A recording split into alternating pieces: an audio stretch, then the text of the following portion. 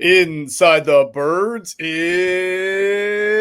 back. What's going on, everybody? Geoff, Mosher, and Adam Caplan joined again, as usual, and happily by InsideTheBirds.com's Andrew DiCecco. And when you see all three of us, or you hear all three of us, you know that the Eagles are smack dab in the middle of training camp. And for those watching on YouTube, I'm sure you've noticed that we're all a nice shade of tan because we were at Monday's practice, and it was sweltering, fellas. 97 degrees, felt even hotter than that. Wasn't humid, wasn't that bad. No. But very, very hot. And I would have left. To be honest with you, I would have left. If it was humid, I'm out. It's like, you know what? Do I need to be here? I'll be at other practices. But yeah, it was. And it's funny because when you're driving from there, and you look at the temperature because it's reflected off of like the asphalt. It's at 103. And when I looked at, my God, and I'm like, there's no way it's 103, but yeah, it's off the ground. But anyway, yeah, it was brutal. I'm a total sicko. I was one of the first guys out there. I may have been the first guy out there, and I'm like walking up and down the field. I'm like, this is football weather. I'm ready. Let's go. Although Vic Fangio, how about him? I haven't even left my house yet, and I'm just checking X, and I see Andrew texting the picture of the field with nobody on it. I'm like, why is he there so early? What time did you get there? What time did you get on the field? I got there at 9 o'clock. I was there at 9 on the field. Oh, because you were able to get players before? No, I just like to get mentally prepared. Jeez. I'm a weirdo like that. He has a sickness. What were you saying about Vic Fangio? No, I was going to say Vic was wearing a sweatshirt. I'm like, what is he doing? A hoodie? Was it the hoodie?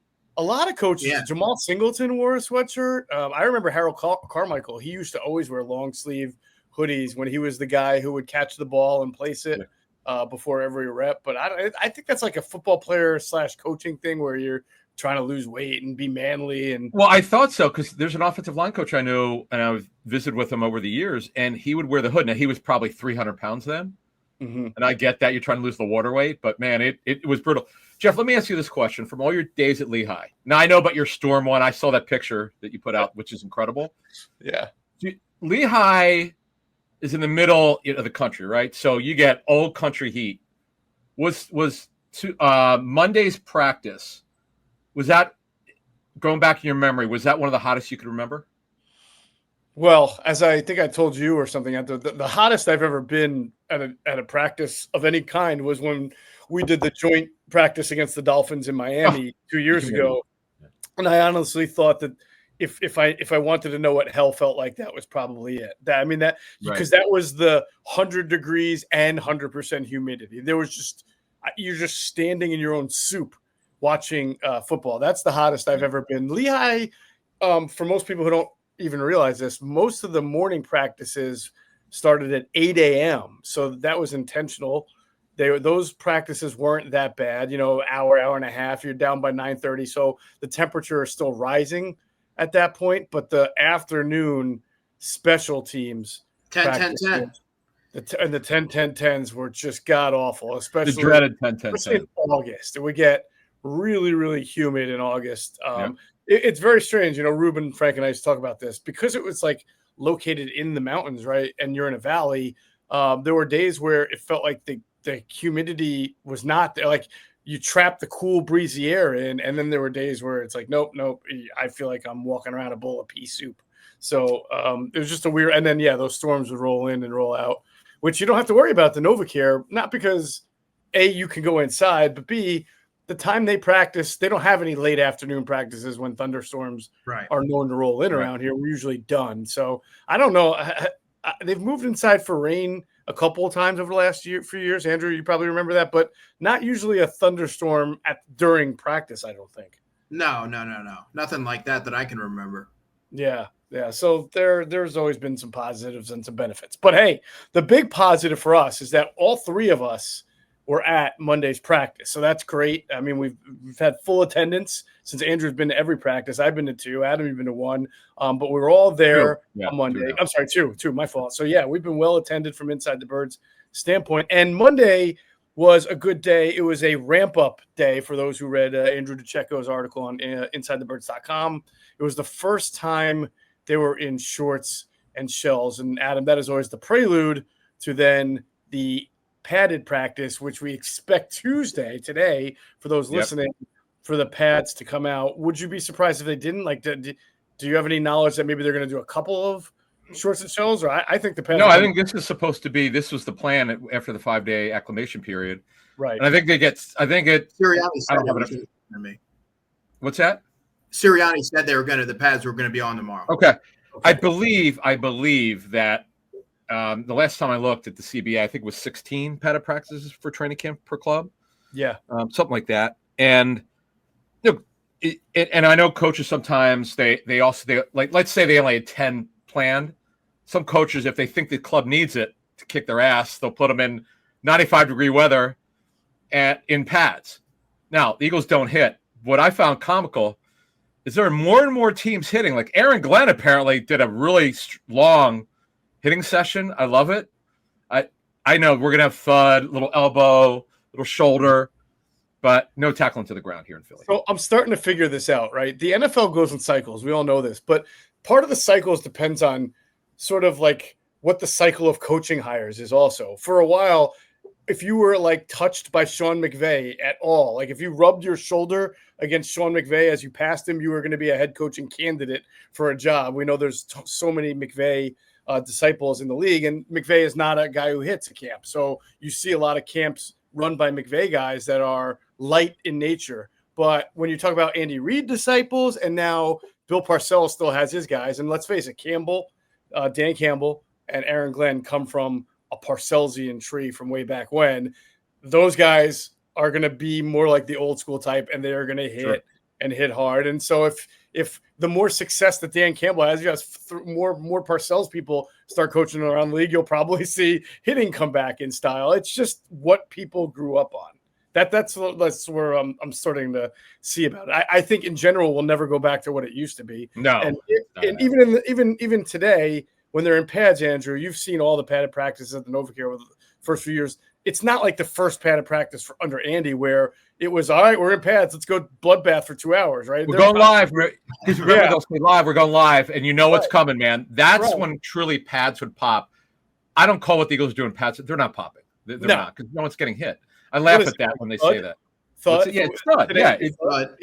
Yeah. As a matter of fact, on Monday's practice, it was funny. A couple guys got shouldered, and you're not supposed to do that. Yeah. A couple guys got shouldered. Try to throw a shoulder into Will Shipley, his former college That's one teammate. of them. Yes. You saw the same thing I did. Yeah. Yep. Well, and Campbell broke through the line on a goal line drill and kind of knocked the ball out of Tanner McKee's hands with a little extra contact. So it's like, whoa, he's wearing the red jersey. Yes, right. Got to teach Campbell not to do that. But all right, so let's talk about the Monday practice because there was shorts and shells. I thought it was the most. Andrew, would you agree that that was the best practice for the defense since it all started? Yeah, I did. I thought the coverage was sticky. They were physical, and I thought there was some decent pressure, especially from the interior, that really disrupted the timing. Quarterbacks, you saw them hold the ball a tick longer than they would have liked to. They evacuated the pocket on numerous occasions. 2 interceptions. There could have been a third. I thought the defense had a really good day. Yeah, no, I have, when you do this for as long as me and Adam have, right? I walked up to both of you guys and I said, you know what? There's been no turnovers in camp up to this point. I don't know if that's going to stick. And even Andrew said, yeah, I feel like that's going to change today. And Adam, we saw JalenHurts, and I'll go into the whole schematics of it in a second. We'll talk about it. But JalenHurts threw a pick, and then I think it was McKee. Was it McKee getting picked off going to EJ Jenkins? Kyle McCord. Kyle McCord. Yeah. He had a couple throws he'd like to have back on Big Nice. Looking at my notes, because he doesn't have a very strong arm. He's got to get space. He's got to get it clean, and that ball's got to come out. He's a quick processor, but he's got to have the right footwork, or that ball does not come out. He hit a couple short ones. He did. Yeah. I feel like if we were to just take the interceptions and say that's why the defense had a good day, we're selling it short because I thought in general it wasn't the interceptions, Adam. I thought it was that I think Andrew just mentioned the coverage was the quarterbacks had to hold on to the ball quite a bit, and all of them did. They sure took advantage of the whole nobody's going to hit me in training camp rule quite a bit there. Even some of the completions, which looked good on the offense, when you're like, wait a minute, that took 10 to 12 seconds to complete. Right. Would have been a sack. Exactly. In fact, they should have called a couple of them. I'm like, why are they not calling the play dead? This would never happen in a regular game. Mm-hmm. It would have got hit or the ball would have come out of the quarterback's hands. You make a fair point. They were trying to make it happen. They were taking too long. It was too many delays with the ball. Like, okay, get rid of the football. To the point it was getting bad. Now, again, it's only one practice. I don't read anything into it. Again, We're going to continue to say this. Now, if it happens like 4 days in a row, you got a problem. It's one day. I don't care. It doesn't mean anything. But it's something to watch, though. Yeah. You have to make it. It's our job to make a note of it, but not make a big deal out of it. We just don't do that. That's why we're in year 8. People listen to us because they know we're going to get the straight skinny from us. But we're going to point it out. We all saw the same thing. Holding the ball way too long. And when you do that, if it's a real game, you're going down. That's just the way it is. Yeah. And part of it, Andrew, I don't know. I think you were there for Cam Jurgens. Were you not, Andrew? I was talking to Tyler Steen at the time. Wow, I think they were going on simultaneously. Yeah. And Cam said that the defense did things in Monday's practice that it hadn't been doing for the first 3 or 4 days. So it caught them by surprise, which is the cat and mouse of how training camp goes. And that's why you'll have certain days where the offense looks good, certain days where the defense looks good. So one of the things we noticed, and we all talked about this, and I wrote down a number and I had the wrong guy because I thought Smile Mondin was in the play, but he didn't even practice. But the interception that Hurts threw was a really interesting play. The defense is we get to see the defense, right, more clearly than the offense because it's coming at us. And what I saw on that play stuck out to me. One was there was a stunt up front, so they were playing some line games, and then that stunt caused an open gap, and somebody, it must have been Reed Blankenship, maybe I had the number wrong, I thought it was Mondin, whatever, ran through the A gap sort of untouched, and that forced JalenHurts to throw it because he A, saw that there was a free ride, and B, that it was one-on-one coverage down the sideline to A.J. Brown, but he really underthrew it woefully. And Quinyon Mitchell, who, Andrew, you thought has had a good camp, right, has made a really nice one-handed interception on that. Yeah, JalenHurts obviously threw it off his back foot, tried to get it to his guy, AJ, but I thought Quinyon Mitchell really read that well, intercepted it. Christian Parker on the sideline, the Eagles DB's coach, was fired up. But Quinyon, this is on the heels of making a big play against Devontae Smith down the sideline on Saturday, and then previously, the day before that, he had a nice showing against A.J. Brown. And then if you notice, guys, he was also working a little bit on the right side as well, which really checks out if you listen to what Vic Fangio had to say about him traveling this season. Yeah. Yeah. And by the way, he also had a pass breakup on A.J. Brown a couple of plays earlier than the interception on, I think, a crosser, like a dig over the middle where he was able to stay in his hip pocket and then just batted down the pass at the last second. Adam, that's hard. Remember when A.J. Brown first came to the Eagles and he was just abusing Eagles quarterbacks, and we talked about even if they had tight coverage, you would just wrestle the ball out of their hands? Oh, yeah. Look, I remember his first year when I've told this before, if you're new to our show, because I could still see it in front of me, the subtle hands. He talks about late hands, but it's actually subtle hands. Mm-hmm. He never gets called. So he did a subtle push-off on a sideline pass. Slay was on him. He had great coverage, but he leveraged him with a little bit of a shove. You couldn't see it. Like, there's no way a ref could have seen it. Mm-hmm. I'm like, how did he do that? Well, he's just really good. He has his own technique. He's really good at it. So, yeah, Quinyon trails real well. Match, carry, deliver. You name it. Everything that they're asked to do, he does really, really well. I like that they're flipping sides with him. All of them are kind of doing the top guys are switching sides. That's smart because you never know what's going to happen. Right. It's not, for matchup purposes, because if you're gonna let the guy trail, you need to do that. And then the other thing is, if somebody gets hurt, you need someone who can play that other side because they're not real deep a corner. Let's face it. True. So Why don't we actually, Andrew, go to the other side on that corner, right? I mean, Adoree Jackson got pretty much in the 11-on-11s, Adoree Jackson got the first team reps. How many days in a row now is that for him? That's 3 in a row. Out of 5, 4, right? That's 4. 3 out of 4. And again, you'll learn more when the pads come on, obviously. But Adoree Jackson has surrendered fewer big plays than Kelee Ringo through 4 practices. That's just a fact of the matter. And I know that there was this sentiment that Adoree Jackson didn't have a lot left at 29 years old. But I mean, based on what we've seen, and it hasn't been a lot, granted, but that would be the contrary. I think he conducts himself like a veteran, and you see the urgency in the way that he moves. And, it's something to keep an eye on here moving forward. If he gets a fourth day in a row, that kind of reminds me of what happened with Isaiah Rodgers and Keely Ringo last summer. I would. Adam, right? Doesn't that sound familiar to last a little summer? bit, but I caution. Let's get through the first full week. They haven't had a full week of practice yet. I don't make any judgments. It doesn't look good so far, but you mentioned the pads, and we got to get through this is a full week. By the way, they're practicing 5 out of 7 days. We're gonna know where this thing is at. You won't have to guess or think or visualize. You'll know exactly where this it's no different with the Calcaterra. Everybody's Calcaterra's the 2. He's not the 2 yet. Right now he is. You got to get through. You got to get through a full week. We got to get more physical. There's so much more to go here before we start making declarations. Sure. This is where we start learning more when the pads come on. Yeah, absolutely. So let's stick in the secondary. A couple of things that jumped out. So at Saturday's practice, Makuba and Gray got hurt, right? Didn't they run into each other? Is that what happened? They collided on Saturday, and no Gray with a finger injury, and no Makuba with the shoulder today. Yeah, I feel like these are two guys that really can't afford to miss too much time either, don't you think, Adam? I mean, these are prove it guys. Well, Makuba's on the team, but he's trying to compete for a start. Yeah, he's trying to. They're let's be honest, he should be starting by the end of training camp, but missing practice, it's a shame. And what I do worry about, because you can't really do anything until he could take contact on that shoulder. We don't know what shoulder it was. It happened late in Saturday's practice.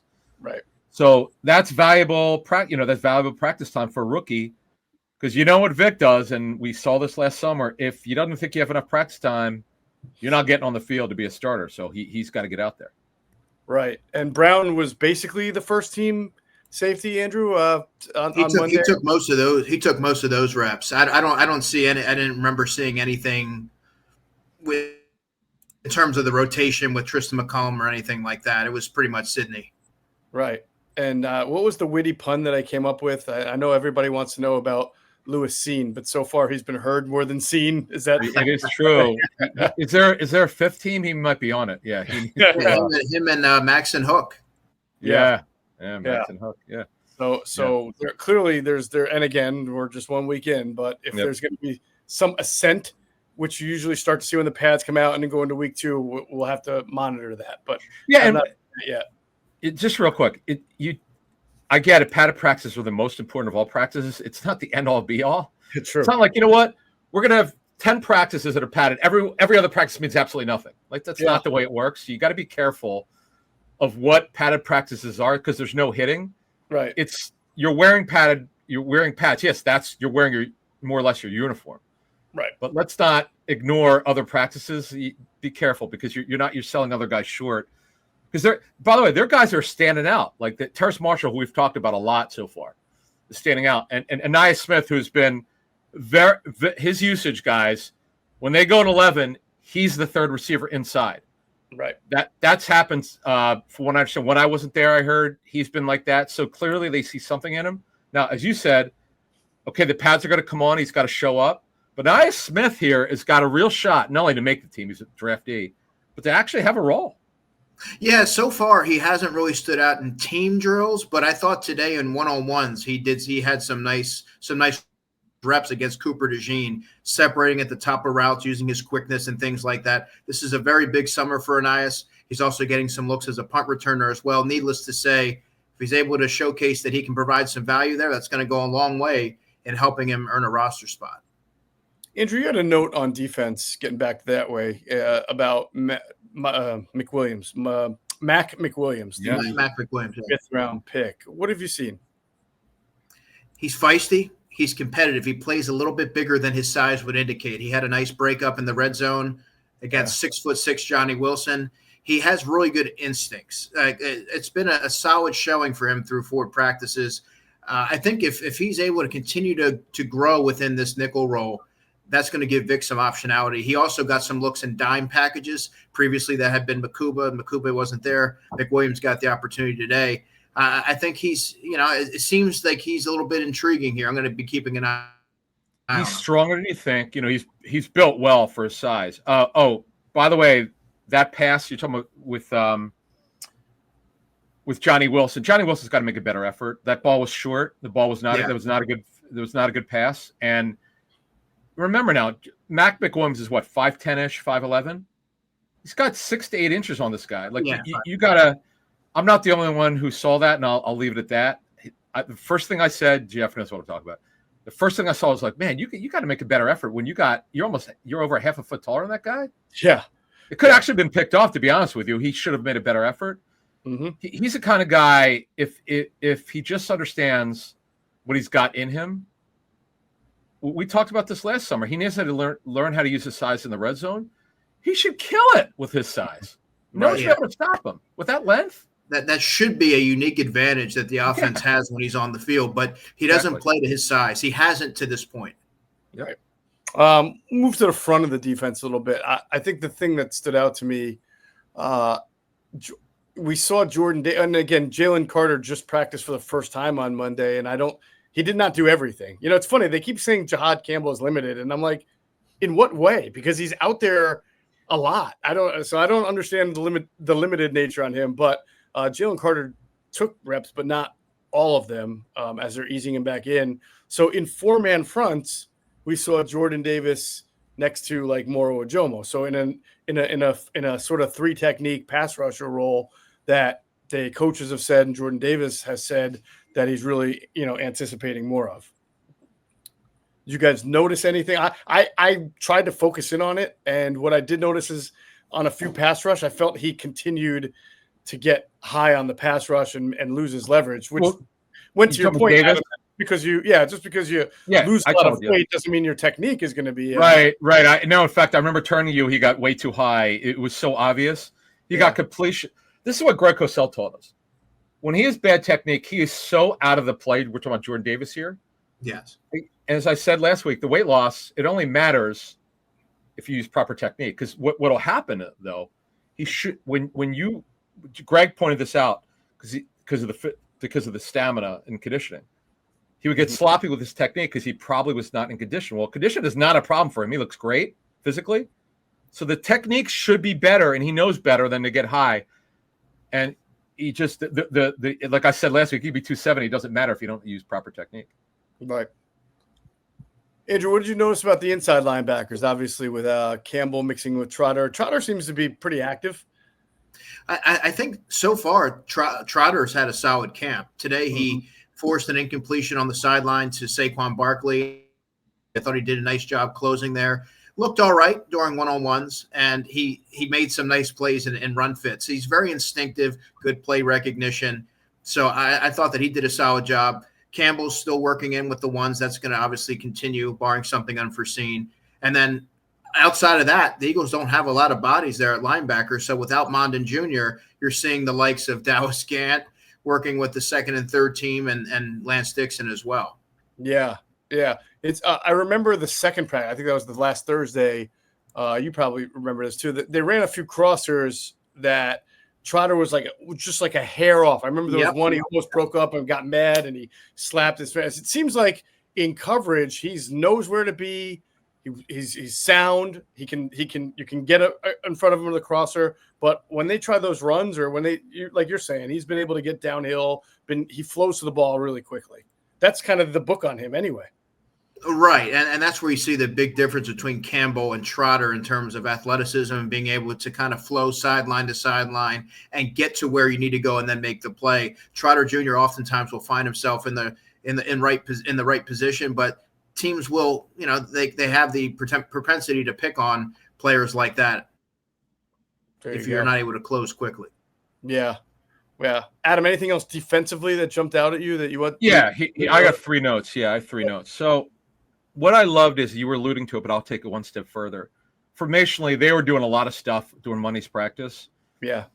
They had a couple of nice overloads, which I really liked, with 2 edges on one side. And I don't know if it was to you or I said to somebody else. You did to me. Yeah, I remember that. And they got to choose who they're gonna try to block, because I don't know how. Like, it happened so quickly, and they disguised it really well. Mm-hmm. See, for a team that doesn't blitz,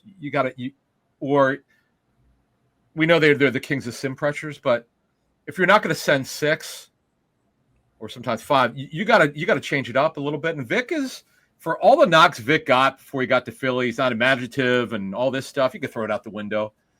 It all works, man. It all works. And I'll tell you what, Josh Uche moves real well. He's number 0. I did notice him on Monday. He can move. Obo Concro got a lot of work with the 2s. Like, see, here's the thing. They have depth. How good it is the question. No, it's too early. Uche could play. He can move. Like, he didn't look stiff at all. Now, again, it's a training camp practice. But for some people said he can't play anymore, I'm not going to go there at all. No.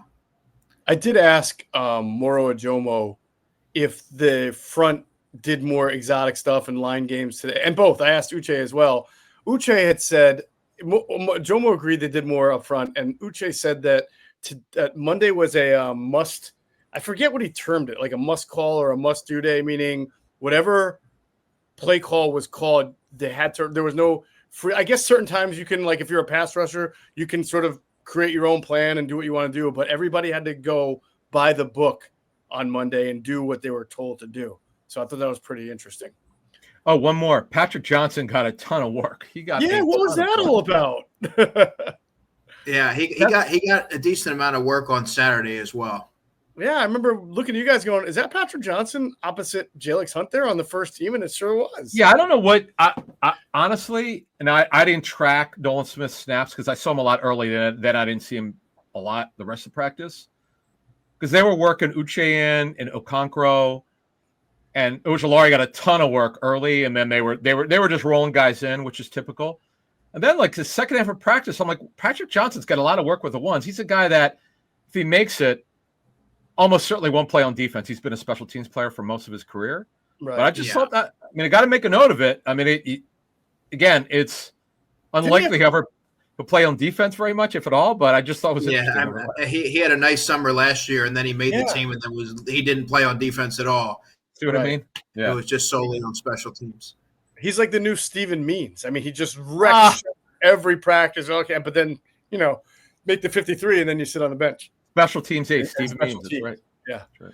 All right, good. Let's transition to the offense. We mentioned the quarterbacks. That was a day. And listen, I think they're tied hand in hand. When the defense does stuff the way it did and confuses the offense, which has gone 3-4 days. This is why joint practices are really good, because you see something other than your own offense or your own alignments, for the next 3 days. I think that's part of the reason why the offense was out of sync, because the defense was trying some different things. And that's fine. That's going to happen. It's part of camp.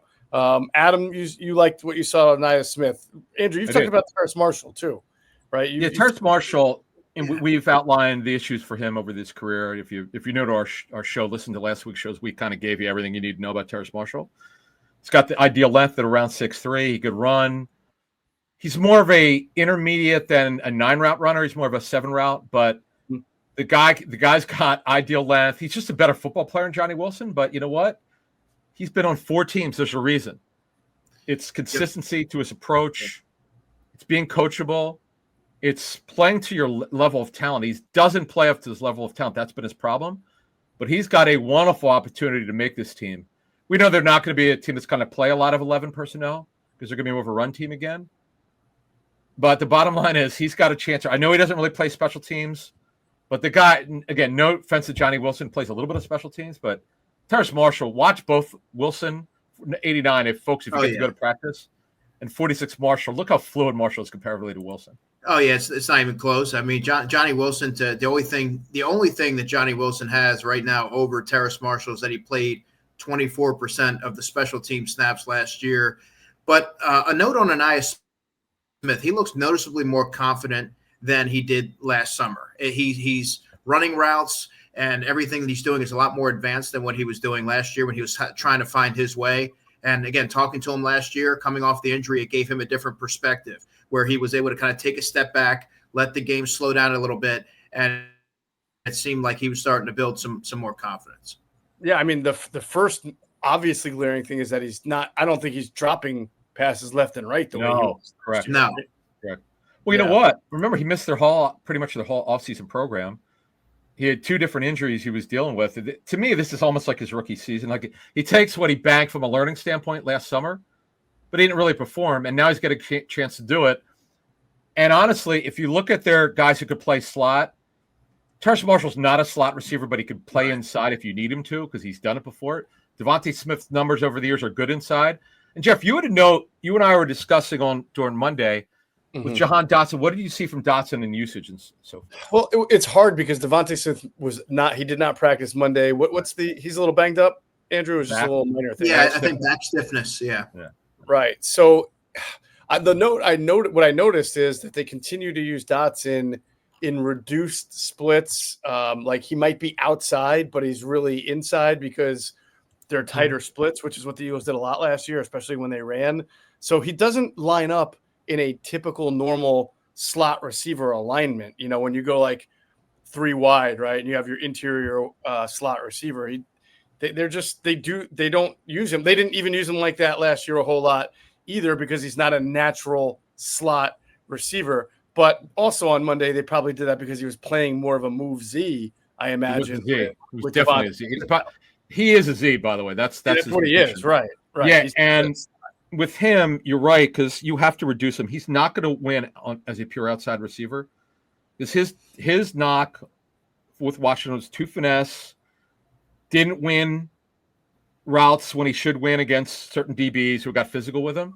But the way they use him, they're freeing him up. And, man, he can move. Like, he can run, though. You say what you want about him. The dude could run. Yeah. I mean, Andrew, you've been at every practice. I feel like he's probably getting more targets from Hurts per day practice rep than, say, this time last – well, not this time last year. He wasn't traded there yet. But in general, you know. Yeah, I mean, having that full offseason, obviously, it allows you to build that confidence and continuity with the quarterback. He joined the Eagles about 2 weeks before the team left for Brazil last season. So naturally, you're kind of being shoehorned into the offense and you're not really able to find your footing. Later in the season, he acknowledged that he started to build more confidence and trust and familiarity. And then you saw the postseason that he had. And in training camp, he's been pretty active. He seems like there's a purpose, there's a role for him this time around. Right. All right. How about the offensive line? I think obviously Tyler Steen has gotten every rep. It feels like this is the one that maybe the competition is not really a competition as long as Tyler Steen stays healthy. Again, Adam, this is where you say, don't get carried away. Things can happen. I would get carried away with this. You really want him to be the right guard, right? It's not like a competition. He would have to, man. He would have. No, I know the pads are coming on today. I get it. But the rest of training camp, unless something happens. I know the knock on him from a scouting standpoint, quiet guy. I remember this was yesterday because I talked to this O-line coach who graded him for that draft 3 years ago. Said he's kind of like not the greatest energy. He needs to be coached. He needs to buy in. And this is a new position for him, but he looks like a different guy. He looks much better. Technique is better. You could see because I watched the first 45 minutes of practice. I was with the offensive lineman because I wanted to see Keegan, who again is the third team center. Andrew had that great note. I totally forgot about that when he took some reps at center at Senior Bowl, and you're seeing it now. Like that, they need centers. Like you'd rather not have Dickerson do it if Juergens couldn't play. So, but they are mixing and matching. By the way, Kennard's had a couple different positions in training camp. Darian Kennard, so they're doing some different things here. I know, Andrew, you're bullish on Kennard. You think that he's made the 53 last year, and there's 7 more linemen in camp this year, but he still has the versatility to play both right guard and right tackle. Yeah, I got to know him a little bit last year talking to him, and that's somebody that was obviously intriguing when they signed him to a reserve futures deal last summer or last offseason, and he can give you that versatility, right tackle, and he played right guard when Steen hurt his ankle, so he moonlighted there a little bit. So that optionality could help, and he does give you some experience and some developmental upside over maybe some of the other players. Yeah. Have you played him in ping pong yet? No, but he's their ping pong champion, their resident ping pong champion. All right. Just making sure. So Keegan I tried to get – you guys may have heard me. I tried to get NickSirianni in his press conference to admit that he really would like a true backup center that's not named Landon Dickerson, but he wasn't taking the bait there. But, I mean, it's pretty obvious. You draft Drew Kendall, who's a center, and now you have Trevor Keegan, who has not been a center much, did it in the Senior Bowl, taking snaps, and I think he took reps at third team center at the practice on Monday. Yeah. Yeah, and then I think he had a holding in the red zone drill that got him a little bit of an earful. That's right. But nonetheless, I mean, they're really looking to see if somebody can handle that role. Real quick, Andrew, did you see Kendall play? I have not seen him line up at guard. Have you seen him line up at guard yet? No, just center. I don't think so. Okay. Yeah, because Toth is now basically playing guard, right? Yes, I mean, Toth is a backup center, and then and then second team left guard. Yeah. Right. So yeah, that competition will continue to go on. All right. Observations, other ones. Adam, offensively, as we talk, anything on the backup quarterbacks that stuck out to you? McKee, again, his mobility is good. He needs to, now, typically he processes super quickly and gets – one of the things I really like about him is that when you process quickly, run after the catch becomes a major factor. Like when you get it out, you're not even let the DB set up, or like I'll give an example. Like Hurts had a great throw on a crossover to Goddard. Mm-hmm. He led Goddard like it was a 5-step drop, and that ball came out because Jalen's not a big timing anticipation thrower, but this one sure as hell was. Mm-hmm. That ball was out, and Goddard could have run 70 yards, like because the DB was trailing it, and he put it out there. He goes, "Go get it." That's what Tanner McKee specializes in. Now on Monday, I thought he was trying to make the big play. He's got to play within rhythm, the way that he was coached, the way that he typically plays. I don't know what was going on with him. And quite frankly, as we said to start the show with the quarterbacks, man, they were really holding the ball way too long. And now, as you said, Geoff, they're throwing a lot at them, and that's probably something to do with it, and they were not expecting it. Didn't McKee have one real nice touch pass though? That the Johnny Wilson? Johnny Wilson, right? Yeah. Because I believe it was in the middle of a zone, and the linebacker was dropping back, and the safety was coming in, and he put it in the right spot where you're going to hit Johnny Wilson there. Yeah, right. And McCollum was trailing a little bit, and if I'm remembering that play right. Yeah. It was a nice pass. It is nice because, sometimes the rocket arm guys don't have the greatest touch pass, but I think he does. I mean, he can put it over the middle pretty nicely. And he processes quickly, usually. Yeah. So we all were there to see the worst play of the day, which that worst non-interception play. Poor Kylan Granson had a chance to really make his name known, had a chance to catch a nice little that was the red zone drill, correct, Andrew? Yeah, that was DTR through that. DTR had a couple nice throws, by the way, right? He has arm strength, man. By the way, that's not the problem with him. It's just he can move. It's just letting the game come to him.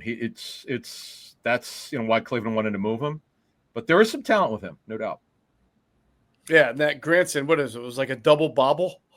Yeah, and then he dropped it. TD. I mean, he was wide open in the back of the end zone. And then I think, if I remember right, DTR hit Nick Muse to end practice. Yes. Hit him right in stride.